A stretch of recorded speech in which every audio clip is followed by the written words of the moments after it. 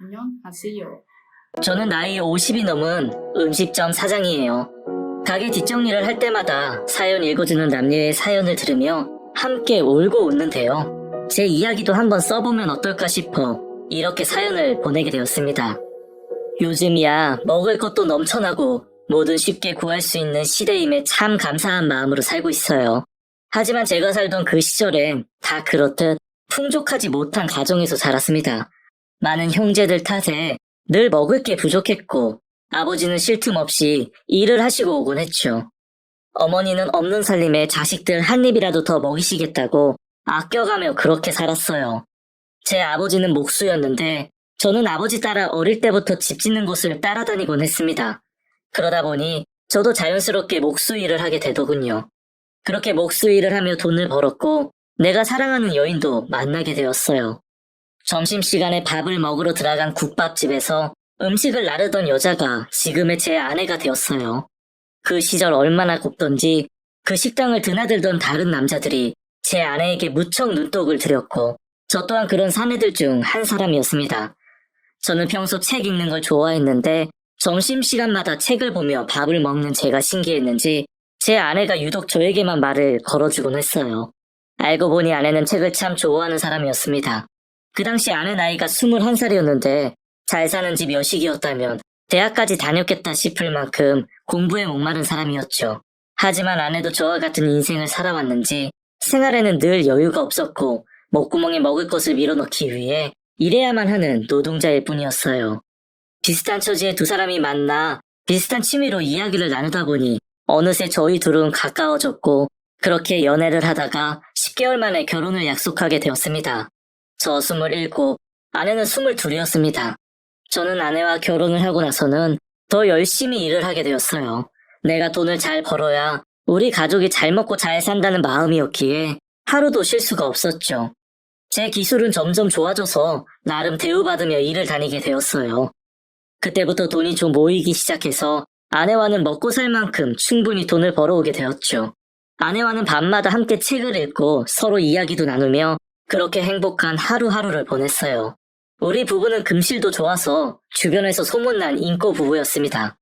그러던 어느 장마철 비가 엄청나게 내리던 날이었어요. 출근하던 날 아침 아내는 제게 우산을 쥐어주고는 빗길 조심히 운전하라고 했던 기억이 납니다.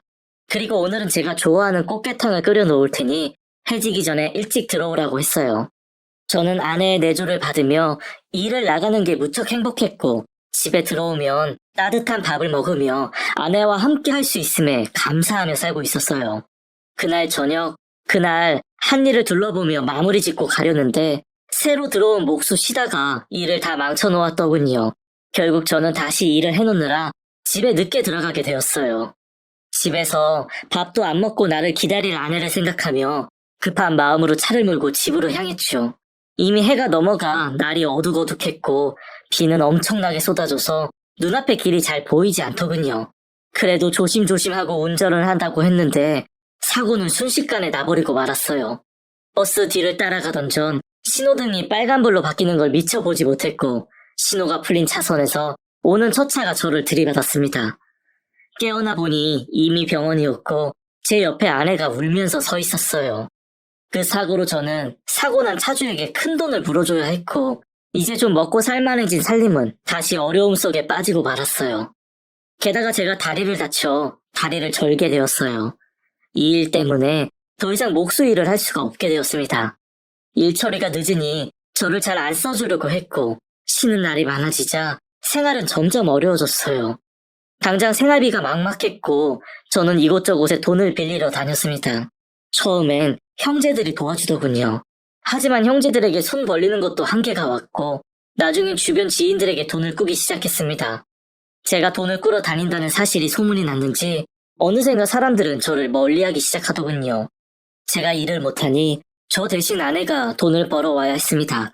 제가 다리를 다친 지 3년 만에 아내는 돈을 벌기 위해 식당에 취직을 했어요. 그리고 밤늦게까지 설거지를 해주고는 집으로 돌아오곤 했습니다. 그 곱던 손이 거칠어지는 데는 불과 1년도 걸리지 않았어요.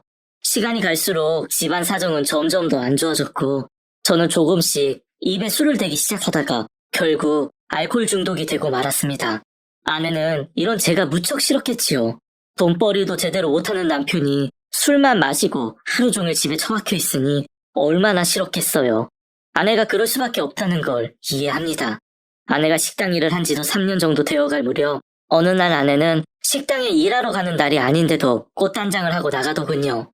사실 아내의 외도를 눈치챘지만 저는 아내의 외도를 질책하지 않았어요. 왜냐하면 그런 아내라도 내 곁에 없다면 저는 더 이상 혼자서는 살 수 없는 사람이라 생각했으니까요. 아내의 외도를 외면한 지 꽤 오랜 시간이 흘렀을 때 아내는 결심했다는 표정으로 저에게 말하더군요. 이혼해달라고. 아내는 자신보다도 20살 남짓은 더 많아 보이는 뚱뚱한 남자와 바람이 났습니다. 그 사람은 바로 아내가 일하는 식당의 사장이었어요. 저는 아내에게 환양짓하고 다녔다며 아내를 욕하고 급기야는 아내의 뺨을 때려버렸어요. 아내는 그런 저에게 오만정이 다 떨어졌다며 저를 버리고 떠나버렸습니다. 그렇게 저는 이혼을 하게 되었네요. 못난 남편 만나 고생만 하다가 나를 떠난 여인이 원망스럽기보다는 미안한 마음이 더 컸어요. 그래서 이대로 놓아주는 게 맞다고 생각이 들었습니다. 다만 아내가 만난 남자가 저런 나이 많은 남자라는 게 마음에 들지 않을 뿐이었네요. 그 후 저는 홀로 남아 하루하루 제 명을 이어가고 있었어요. 죽기를 결심했다가도 겁이 나서 그만두기를 여러 번, 정말 죽어야겠다고 생각한 날에 한강 다리로 향했습니다. 그때 제 나이 36이었네요. 쩔뚝이는 다리로 한강 다리에 도착했고 인생의 마지막 순간을 소주 한 병과 함께하고 있었어요. 내 인생을 돌아보며 모든 게 다 죽음 앞에 허망하고 보잘것없더군요. 죽겠다고 마음을 먹으니 그저 웃음만 나왔어요. 마지막 소주잔을 남겨두고 자리에서 일어나 난간을 넘으려는데 누군가 저를 붙잡아 당겼습니다. 그건 바로 수염이 덥수룩한 한 남자였어요. 내 또래로 보이던 그 사내는 저를 붙잡아 끌어올리며 말하더군요. 저기 잠깐만요. 혹시 이거 소주 다 안 먹을 거예요? 뭐요? 이거 다 안 마실 거면 내가 먹어도 되냐고요. 하나 어이가 없어서. 나 죽고 나서 먹든지 말든지 알아서 하면 될 것이지. 그걸 죽으러 가는 사람 붙잡고 물어볼 말이요? 아니 그래도 허락은 받아야 마시죠. 그런데 아저씨 배고파요? 삼겹살에 소주 먹으러 갈까요? 뭐요? 이거 나요.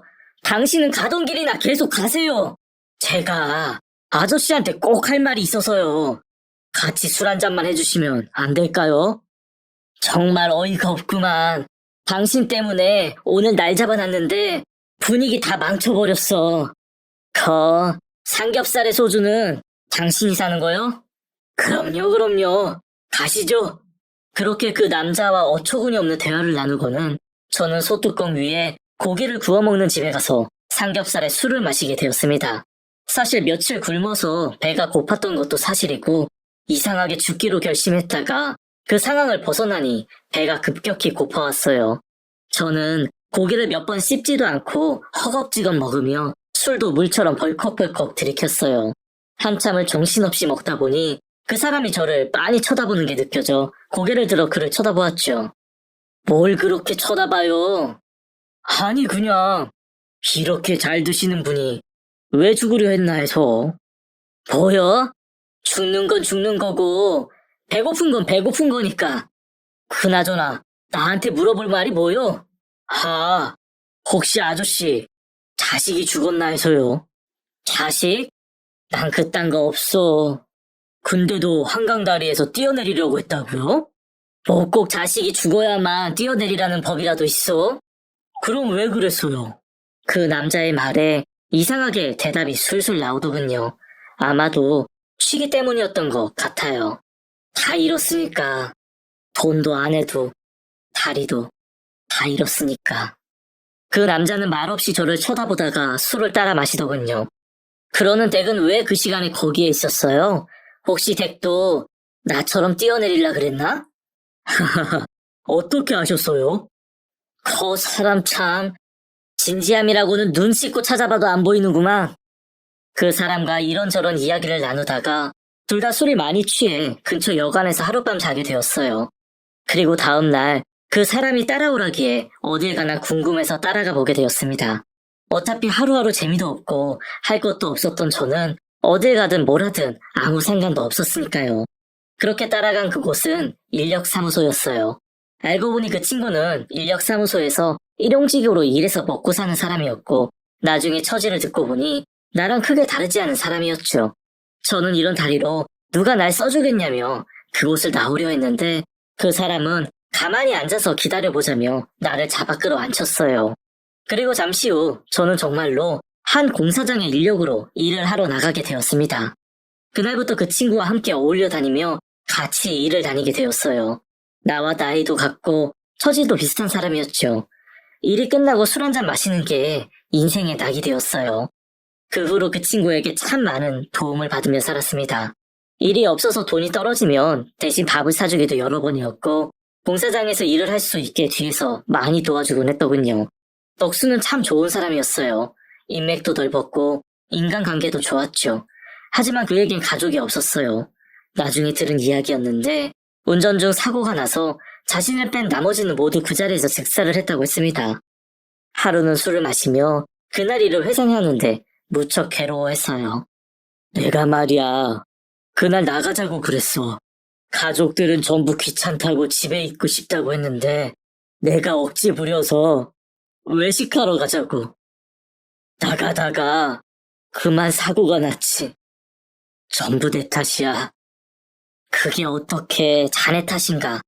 인생 누가 먼저 갈지 그거 진짜 아무도 모르는 건데 그런 말 하지 말게. 어둡지 않게 위로의 말을 건넸지만 아마도 덕수에겐 평생 잊지 못할 상처로 남을 사건이었나 봅니다. 그런데 그날 어떻게 날 잡을 생각을 다 했나? 그건 비밀이라고 내가 말했잖아. 자네가 이걸로 벌써 10번째 물어봤으니 알려줄게. 사실 나도 뛰어내리러 갔다가 자네를 보니까 괜히 살리고 싶은 생각이 들어서 나도 모르게 그렇게 행동한 거네. 뭐라고? 아니 자네가 왜? 자식 잃은 상처. 그건 겪어보지 않으면 모른다네. 세월이 흘러도 가슴이 뻥 뚫린 것처럼 너무 아파서 자식 보고 싶은 마음에 거기로 갔지. 거기가 바로 사고 난 곳이었거든. 나도 그 자리에서 떠나려고 했는데 자네가 먼저 뛰어내리려고 하지 뭔가. 하루에 2명이나 뛰어내리면 그림이 좀 웃기지 않나. 그래서 자네 끌고 내려왔지. 그럼 아직도 죽을 생각인가? 참 웃긴 게 또 마음 맞는 사람을 만나니까 사는 게 재미있지 뭔가. 그래서 일단은 계속 살기로 했네. 자네도 그런 거 아니었나? 맞아. 그렇게 친구와의 대화를 나누고 우리 사이는 더 돈독해졌습니다. 속을 터놓을 수 있는 친구가 있다는 사실만으로도 외롭지가 않았어요. 그렇게 20년간 서로 도와가며 잘 지냈죠. 그러던 어느 날 일이 끝나고 삼겹살에 소주를 먹고 집으로 돌아가는 길에 로또를 사게 되었어요. 그리고 번호를 각각 다르게 적어 한 장은 내가 갖고 다른 한 장은 친구에게 주었습니다. 친구에게 로또를 사주며 말했습니다. 우리 중에 1등이 나오면 반반 나누세. 그럼 차라리 같은 번호로 2장을 사는 게 낫지 않나? 하하, 그것도 좋지만 그래도 다른 번호로 2장 사면 맞출 확률이 2배잖아. 그래 알겠네. 자네 말이 맞는 것 같아. 그 주에는 일이 얼마 없어 일주일에 이틀만 일을 할 수가 있었어요. 그리고 토요일이 된 날 로또 번호를 맞추게 되었습니다. 그런데 정말 놀랍게도 제가 가진 번호가 1등에 당첨이 되었어요. 저도 정말 깜짝 놀랐습니다. 저는 당첨된 사실을 확인하자마자 친구에게 전화를 걸었어요. 덕수야, 나 됐어. 됐다고? 뭐가 됐다고 이렇게 난리야? 로또 됐다고. 로또? 설마 1등은 아니지? 1등 맞아. 말도 안 돼. 그게 정말 됐다고? 정말 축하하네. 자네도 축하하네. 그게 무슨 소린가? 내가 말했잖아. 로또 1등 되면 자네랑 반씩 나눠 가지기로 한 거. 진짜로 나한테도 나눠주겠다고? 그럼 당연히 그래야지. 자네가 내 목숨 살린 은인인데 이렇게라도 은혜 갚아야지. 월요일에 땡땡은행 앞에서 10시에 만나자고. 그렇게 전화를 끊고 월요일이 되기만을 기다렸다가 월요일에 친구네 집에 들려 친구를 데리고 은행으로 향했습니다. 덕수는 얼떨떨해하며 은행문을 열고 들어갔고 다시 얼떨떨한 표정으로 은행문을 열고 나왔습니다. 그리고 저와 덕수는 통장에 찍혀있는 돈을 세어보고 또 세어보며 서로 낄낄거리고 웃었어요. 덕수는 제게 고마워했고 저는 그동안 제게 친절을 베풀어준 덕수에게 고마움을 표할 수가 있음에 감사했네요. 10수억에 당첨되어 둘로 나누고 증여세까지 내다 보니 각자에게 쥐어진 돈은 엄청나게 큰 돈은 아니었지만 빈털터리 같았던 저희 둘에게는 일확천금이나 같았습니다. 안녕하세요. 그 돈으로 서로 뭘 하면 좋을지 매일 고민을 했어요. 그저 서로 술 마시며 대화를 나누고 앞으로의 계획을 세우는 것만으로도 하루하루가 신나고 즐거운 나날이었어요. 그러다 문득 삼겹살에 소주가 생각났고 저는 친구에게 고깃집을 해보는 게 어떻겠냐고 물었어요. 친구도 좋다며 삼겹살 음식점을 운영해보자고 했죠. 그렇게 아주 작은 가게에서 음식 장사를 시작했습니다. 저와 친구는 이윤을 적게 남기더라도 좋은 고기를 떼어다가 팔기로 하고 신선한 공기를 떼어와 팔기 시작했어요. 고기 맛이 좋으니 장사도 그럭저럭 잘 되더군요. 그렇게 바쁜 날을 지내다 보니 어느덧 생각나는 한 사람이 있었습니다. 저는 제 전 아내가 어떻게 지내는지 궁금하더군요. 이미 헤어진 지 20년이 넘게 흘렀지만 내가 먹고 살만해지니 그 사람은 잘 먹고 잘 사는지가 궁금해졌어요. 그렇게 친구에게 가게를 맡기고 며칠을 아내를 찾아다녔습니다. 간신히 물어물어 찾아간 곳은 허름한 쪽방촌이었어요. 그리고 그곳에서 제 아내를 보게 되었습니다. 나이 많은 식당 사장을 따라나가 잘 먹고 잘 살 줄 알았는데 나보다도 못하게 살고 있는 아내를 보니 마음이 쓰려오더군요. 당신이 여긴 웬일이에요? 당신이 왜 이런 데서 살고 있어? 그냥 살다 보니 여기까지 왔네요. 당신 그 남자랑 결혼한 거 아니었어? 이 질문에 아내는 말이 없었어요. 그나저나 당신 어디 아파? 안색이 왜 이렇게 안 좋아? 아무것도 아니에요. 이제 그만 가세요. 저는 더 그곳에 머물면서 아내의 상태를 살피고 싶었지만 아내는 쉬고 싶다길래 그 집을 나올 수밖에 없었습니다. 제가 어두운 표정으로 가게에 들어가자 덕수가 달려나와 물었습니다. 만나고 온 거야? 어떻게? 잘 살고 있대? 전혀. 아주 상태가 안 좋더라고. 몸도 어디가 안 좋아 보이고. 몸이 안 좋아? 어디가 안 좋은데? 나도 모르겠어. 도대체 뭐가 어떻게 된 건지. 그래서 말인데, 자네한테 미안한데 내일 하루만 더 가게를 비워야 될 것 같은데 어쩌지? 그건 걱정하지 말게. 그나저나 자네 아내가 걱정이구만.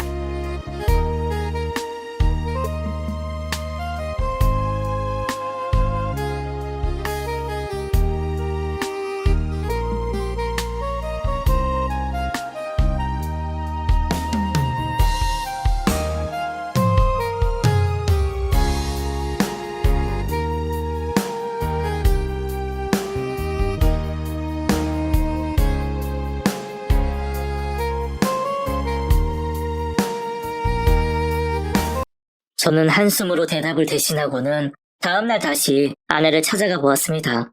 아내의 집 앞에 다다르자 아내의 집 안에서는 심한 기침 소리가 새어나왔어요. 인기척을 하며 아내 집의 문을 두드리는데 문이 저절로 열려서 안을 들여다보게 되었죠. 아내는 정신을 못 차리고 방 안에 널브러져 있었습니다. 내가 집 안으로 들어와도 아무런 반응이 없어 놀란 가슴에 달려들어가 아내를 확인해보니 몸은 불덩이 같고 안색은 어제보다 더 안 좋아져 있었어요. 여보, 왜 이래? 정신 차려! 영수가! 영수가! 저는 바로 119에 신고를 했고 아내와 함께 구급차에 탄 채 병원으로 향했습니다. 병원에 도착해 이런저런 응급처치를 받고 나서 바로 입원 수속을 밟으라는 의사의 말에 아내의 보호자가 되어 입원 수속을 하게 되었죠. 아내는 무슨 바이러스에 의한 폐렴으로 사경을 헤매고 있었던 거였고 그동안 면역력이 많이 떨어져서 그런지 몸이 더 크게 반응을 한 것 같다고 했습니다. 코와 입에 투명한 마스크를 씌워 약물 치료를 하더군요. 저는 아내가 정신을 차릴 때까지 옆을 지켜주었습니다. 다행히 아내는 죽지 않고 살아났고 저를 보자마자 눈물을 터뜨리며 흐느껴 울더군요. 미안해요, 여보. 저는 조심스레 아내를 토닥이며 진정을 시켰습니다. 아내는 큰 소리로 울고 나니 속이 좀 후련했는지 후두염으로 다신 목소리로 그동안의 일을 제게 말했어요. 이야기를 모두 듣고 난 후에 저는 화도 좀 나고 불쌍한 마음도 들고 아주 복잡한 감정들이 들었습니다. 아내는 한동안 내게 말을 하고는 많이 피곤했는지 다시 잠에 들었어요. 아내가 저를 떠나 그 나이 많은 식당 사장을 따라 나서고 나서 계속 불륜 상대로 지내왔다고 했어요. 식당 사장은 자신이 이혼남이라 소개했고 아내에게 접근했고 자신과 결혼하자며 아내가 집을 나오게 했던 거였죠. 저의 추한 모습을 더 이상 보고 싶지 않아 저를 떠난 그 사람에게 갔지만 알고 보니 그 남자는 딸이 둘이나 되는 유부남이었다고 했어요.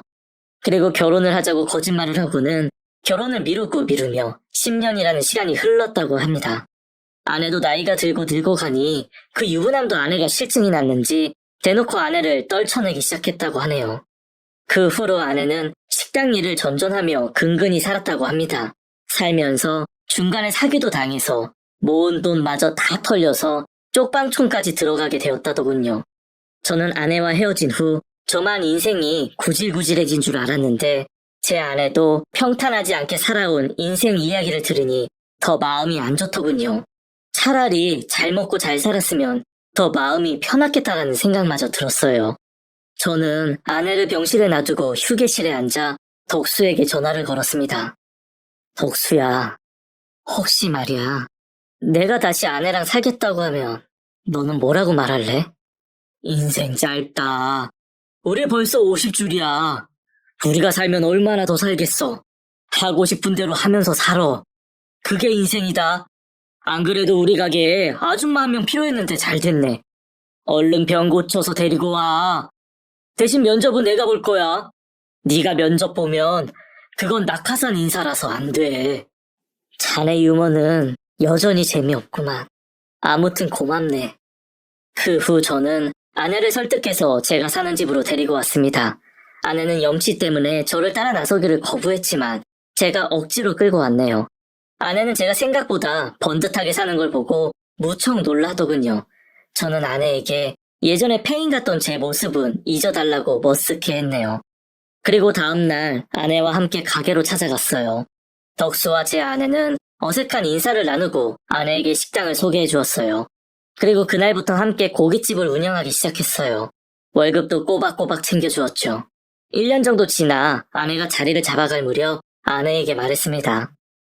당신, 언제든지 당신이 떠나고 싶으면 떠나도 돼. 억지로 잡아둘 생각 없어. 당신은 당신 살고 싶은 대로 해. 여보, 당신한테는 정말 미안한데 나 그냥 당신 옆에서 계속 살고 싶어요. 나 그 시절로 다시 돌아간다면 절대로 당신 떠나지 않을 거예요. 염치 없지만 이제라도 나 받아주면 안 돼요? 난 그날 이후 당신 떠나고 나서 사람을 믿는 게 무서워졌어. 당신만 괜찮으면 언제까지고 여기 머물러도 돼. 그리고 당신이 싫어지면 언제든지 떠나도 되고. 그런데 내가 믿는 사람은 이제 그 친구 덕수뿐이야.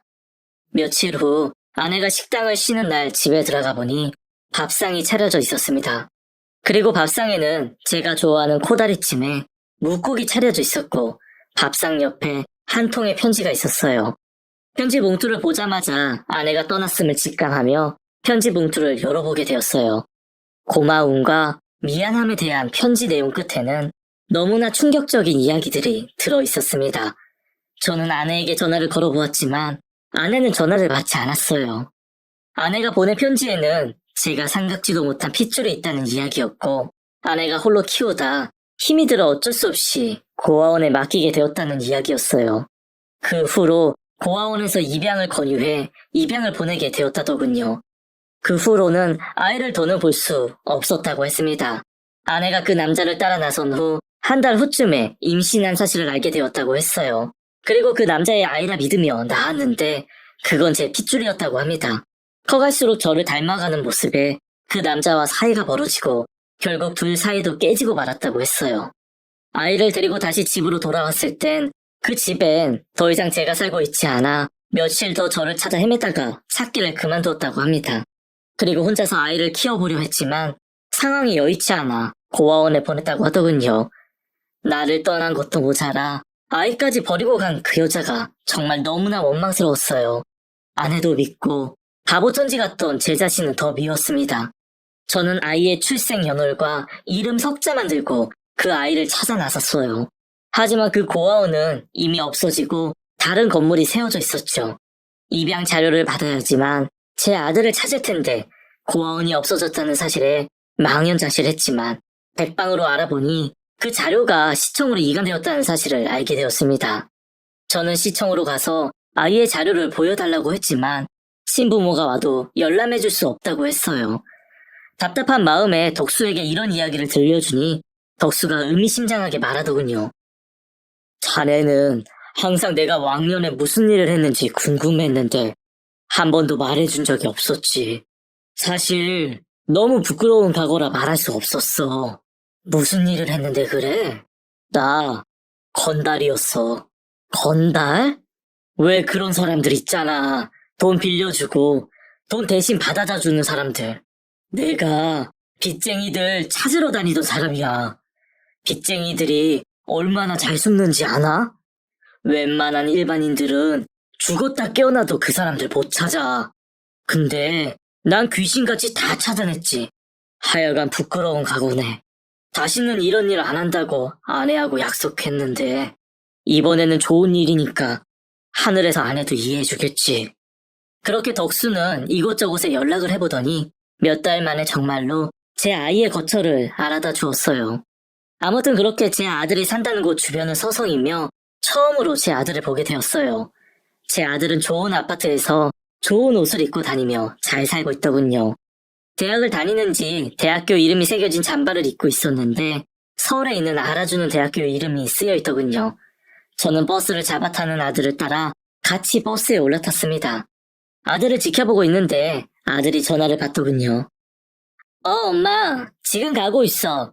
오늘은 수업 몇 개 없어서 집에 일찍 들어갈 거야. 나 오늘 일찍 갈 테니까 아빠도 일찍 퇴근하라고 해서 전에 갔던 그 집으로 고기 먹으러 가자. 응, 알았어. 자기를 키워준 엄마와 저렇게 다정하게 대화를 나누는 모습에 그 엄마라는 사람이 부러우면서도 저렇게 살갑게 대하는 아들로 키워낸 사실에 감사한 마음이 교차했어요. 그런 아들을 멀리서 보고 있자니 차마 아들 앞에 나설 수가 없었어요. 아들을 바라보며 계속해서 남몰래 눈물을 훔치고 저도 제 눈시울이 뜨거워지는 걸 느꼈습니다. 그리고 버스에서 내리는 아들을 따라 내린 후에 다시 집으로 돌아가려고 했어요. 아들을 뒤따라 버스에서 내리려고 뒷문 가까이에 서 있었습니다. 그때 갑자기 끼어든 택시 때문에 버스가 급정거를 했고 저와 아들이 부딪히며 제 지갑이 떨어지고 말았어요.